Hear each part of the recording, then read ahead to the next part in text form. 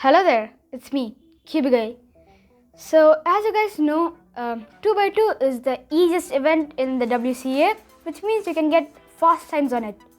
So in the end of this video, I will share some of my favorite tips to help you get faster times on a 2x2. Okay, so the main concept of the video is calculating the number of positions on a 2x2, which is 3,674,160. which is a relatively small number compared to that of the 3x3. And if you want to check that video, click the card. Actually, the 2x2 has a lot of similar concepts, so I recommend you watch that before watching this, so you can understand this video better. Okay, so I'll just give you some time. So now, assuming that you have watched the previous video, I'm just going to start.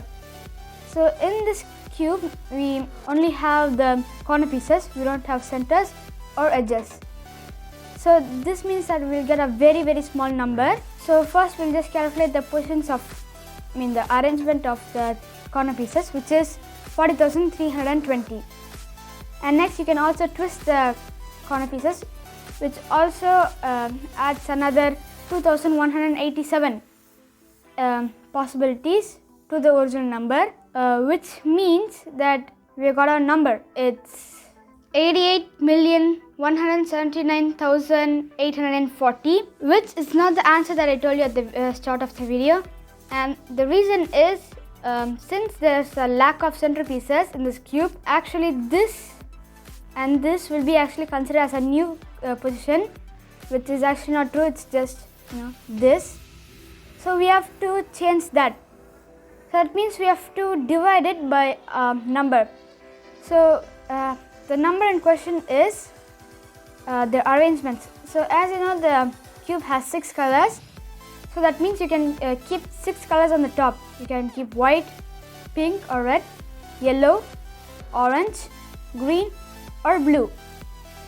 So that means we have 6 for the top colors, and for example, we will just have white on the top, and then around it we have green, pink or red, blue and orange. So this means that we have to multiply it, that is the rotations. So which is 6 into 4, that is 24. So now that we have the number, which is 24, we just have to divide it. Dividing the number gives us our original answer of 3,674,160. So that's actually the total calculation. Since it has only one type of piece, this was very easy and a very short video. Okay, so now that we have finished the calculation, I'll just tell the tips. So tip number 1.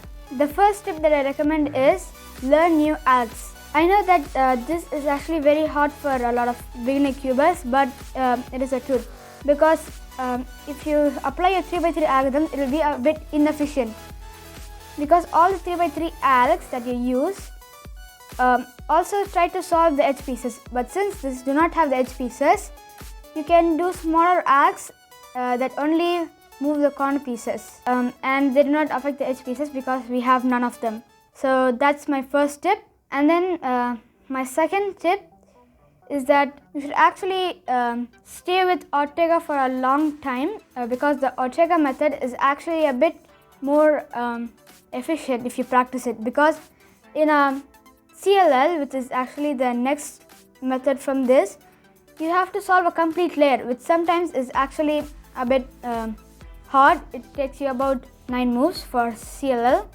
So I recommend practicing Ortega a lot, and you can get fast times with that. So the next is a very easy tip, that is be color neutral on 2x2. I know that a lot of cubers have heard this, but it is very important, and it's actually very easy compared to a 3x3. So these are my tips, and I hope you found some of them useful. And if you knew about the tips, just comment in the comment section how many you know and what they are. And if you want to share tips of you can also do that in the comment section. So that's this video.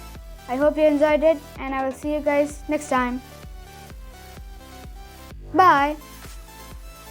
And please be sure to subscribe to my channel.